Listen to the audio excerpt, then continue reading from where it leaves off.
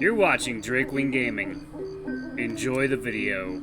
Hey guys and gals, Nary here from Drakewing Gaming. It's something to me on Twitter, The Gaming Dragon. Today I'm coming back at you with the Let's Play episode of Dawn Chorus, Mikko's Path. So yeah, before we jump into it, just wanted to let y'all know that our Patreon is now up for as little as $5. Y'all can help support the channel, get some awesome rewards like permanent access to our community Discord server and full access to upcoming Not Safe for Work videos. Anyway, y'all, let's go ahead and jump right back in. Alarm chain, you were up, and let's go. Alright. If you opened the family album and looked at the photos, would you recognize those things? Would they look the same as in your memories, or would you be glancing into an uncanny world that doesn't feel like yours? It's a tragedy growing up, no matter how you look at it. But we can't stay free of care and burden forever, can we? When we're born to grow up. No matter how we struggle against our own bodies, the changes are slow but inevitable. The sweetness of innocence is gone before we can truly appreciate it. The seed remains inside of us, under layers and layers of the people we shape ourselves to be, under the armor and the gashes, and there's still that same kindling, and maybe if we tried hard enough, we could spark it again. The world is a confusing place. Why do we grow up? We grow up because we get hurt, and we learn to hurt. We learn to control ourselves, we learn to empathize, we learn to cope with pain. We learn to deal with pain, too, subtly or brutally, with precision or in rage.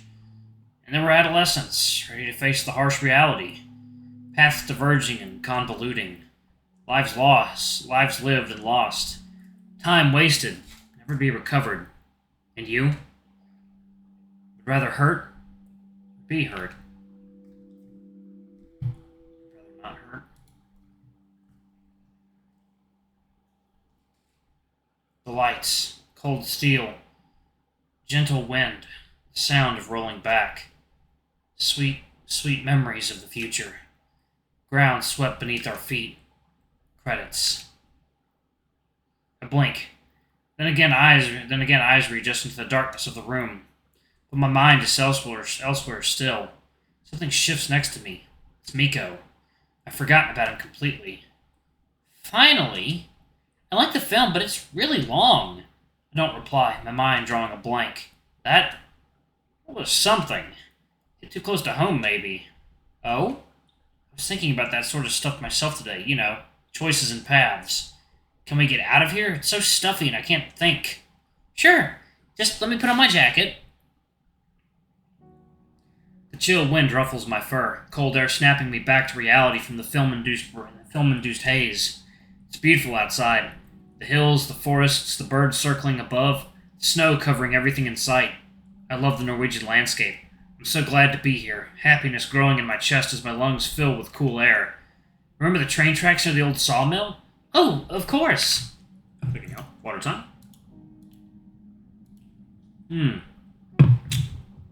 Oh, that's good water.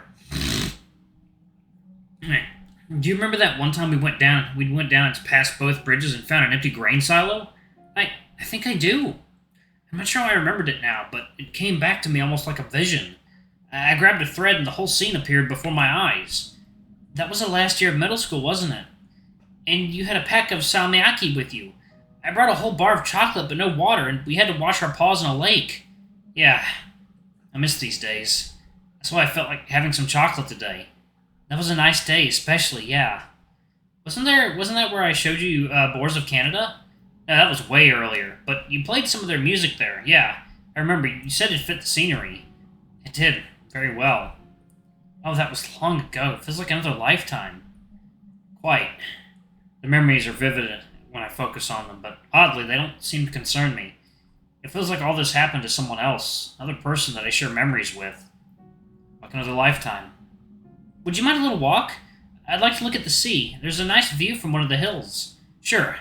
I'd love to stretch my paws a bit. Leave the terrace and step down onto snow, by now already compressed, with prints all over the circle around the guest house. Hooves, paws, and shoes, some trailing off into the forest, disappearing beneath the trees. Where we're heading, there are none. Mikko pushes ahead through the fresh snow, soft and crunchy under our paws, keeping silent. It never occurred to me back there that we're living. I thought we were just getting ready for life. I let these years pass in a blink of an eye, days spent running around, thinking it was just a play. Talking so openly with Mikko again, it feels freeing. Almost like breaking free of some shackles of social etiquette and our own awkwardness. It makes me want to jump into the snow and roll around, looking at the sky. I don't know if you remember it, but back then on the train tracks, we were talking about our future. What university, and course we'd choose, what we'd do. It had to be not long before the exams at the end of middle school. I doubt we'd been thinking of it otherwise. 2 months before then. Right, Mikko was always better at chronology than me. He'd often correct me, and when we'd check, he always turned out to be right.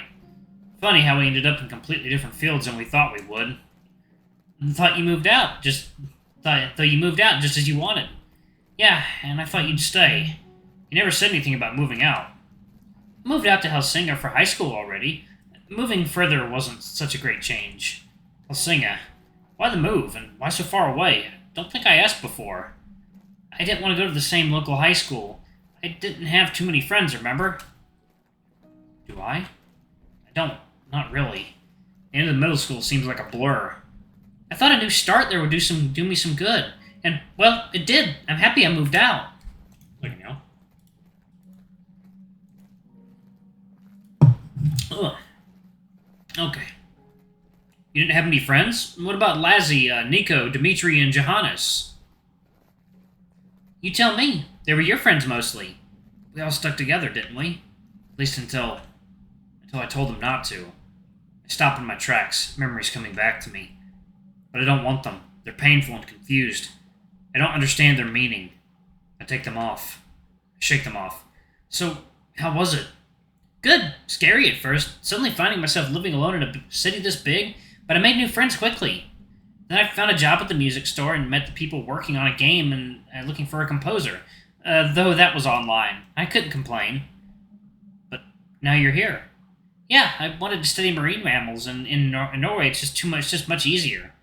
I mean, we actually have orcas not that far from the coast of Anslo, did you know? I didn't. We walk in silence for a while before I ask again. Why marine mammals? I don't remember you ever being fascinated with them. It came later, when I was living at a dorm and needed a bit of escapism. Around that time, I started to make music, too. I liked making bubbly sounds, songs that would make you feel like you're underwater. That was my original motivation. I liked music before, but I didn't think much about trying my paws at it. I see. I wish I was an orca. Really? An orca? Yeah. They're apex predators. No one picks on them. They're strong and resilient. So cool. And they have no obligations, no complicated past. Even though they are intelligent, possibly as intelligent as we are, free of shackles of culture, they swim where they want, do what they want. Are they now? You'd be surprised. They not only understand words, they grasp the syntax of languages. They're terrific learners, and in captivity they are absolutely miserable. Silence falls between us once again. Before us is an opening in the trees, a clearing bathed in silvery moonlight, snow shining almost like diamond dust, countless tiny ice shards. Innumerable paths. There's only one past, but an infinite number of possible futures. Nothing is absolute. All choices are valid, but the consequences of them never go away. With each, the future gets a tad narrower. I'll never be a pianist anymore, even if I'd like to be. The scar on my arm from the bike accident will never go away. I can't go back in time and not hurt Mikko. I wanted to write him a letter. Sometime in the first class of high school, I had it on top of the to-do list on my phone for several months. I even started writing once. Took out pen and paper, but I couldn't find any words to say sorry. Then I forgot about it, and I forgot what I should apologize for, because it was easier that way. A lonely night travels across the sky, a space station maybe. Living there must be so lonely, with only vast space around. But aren't we a bit like that station too? Even surrounded with people, we still put so many walls between us, so much empty space, unsaid words, intentions hidden, secrets concealed, distance imposed. Still, I yearn for the impossible, true connection. So, I guess what I was getting at was that I started wondering where we'd be if I made different choices. What other possible versions of us were out there? What lives could we could have had if I didn't run away?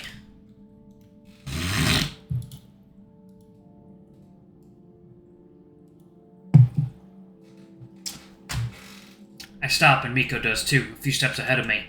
He's near motionless, but there's a cloud of vapor condensing in the cold air floating to the ground as he sighs deeply. The moment stretches into forever. I can't take the words back. Now we have to see this through to the end.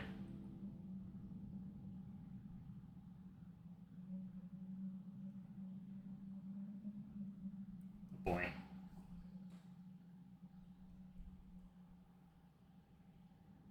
The time is frozen. Mikko is standing still, his back turned to me. What might he be feeling? Is it rage boiling inside him that he's trying to contain? The moon emerges from the clouds, bright on the night sky, illuminating the meadow. When I look at it, its surface seems to be flicker slightly. I'm sorry. Silence. The word hangs between us, like in a vacuum. I don't know what to follow it with. This is how I feel. I'm truly sorry, but it all weighs on me like a terrible stone crushing my chest, and I wait for any reaction. As much as a look from Mikko, but he stands with his back to me. What for? I know I have to say it, but my throat feels so tight I can't say anything. What did I do to deserve it? He turns back and faces me. I expect to see rage in his eyes, but they're pleading, a deep shade of sadness gleaming in them. I thought I'd changed throughout the years, that I left things behind me, but now, back here next to you, I'm the same person I was back then, years ago. So much is coming back to me, and it's confusing. And the worst part is that it's only the good things. Our trips, our walks, the evenings I spent at your place. I remember how happy we were together. There's this stupid hope in me that we could just forget everything and go back to being like that. I still hold it, too. Maybe stupidly. But what else do I have? I don't want to lose him again. I should be mad. I have every reason to, but I'm not.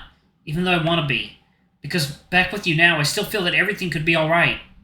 I feel defeated. Mikko. Every word hurts because I know it's true, and I know he's holding back.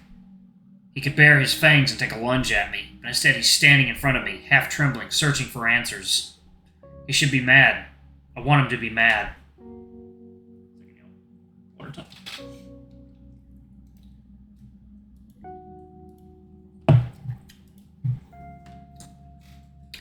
Can you say something? I'm sorry, I really am.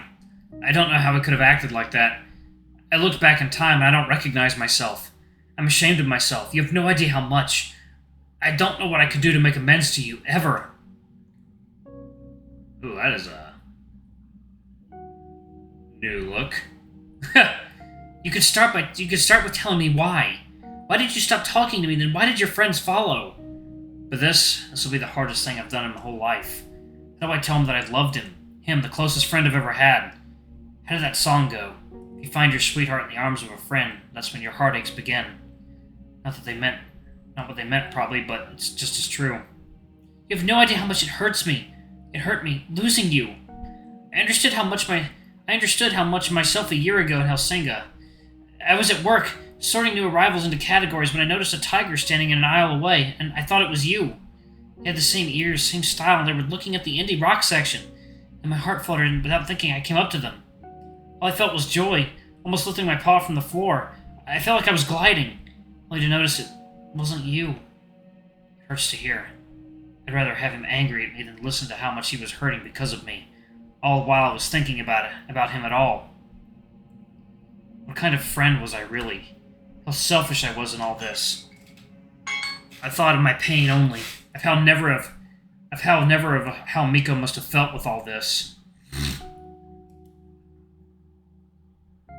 Alright, y'all, I'm going to go ahead and pause it right there. Thank y'all so much for watching. Don't forget to like, comment, subscribe, ring that notification bell, and check out our Patreon if you can. It always helps. Before I go, I'm going to give a quick shout out to our lovely bronze tier patrons. Thank y'all for all you do for the channel. We greatly appreciate your support. Thank you to our silver tier patron, Cade Silvermoon. Thank you for going a bit above and beyond. It's greatly appreciated. And thank you to our gold tier patron, Amr. Thank you for subbing to our ultimate tier. You're awesome. We love you. And if y'all want to get your names in the credits, get access to our not safe for work contents as little as $5. Alrighty. I love you all, and I shall see you all in the next video. Bye-bye!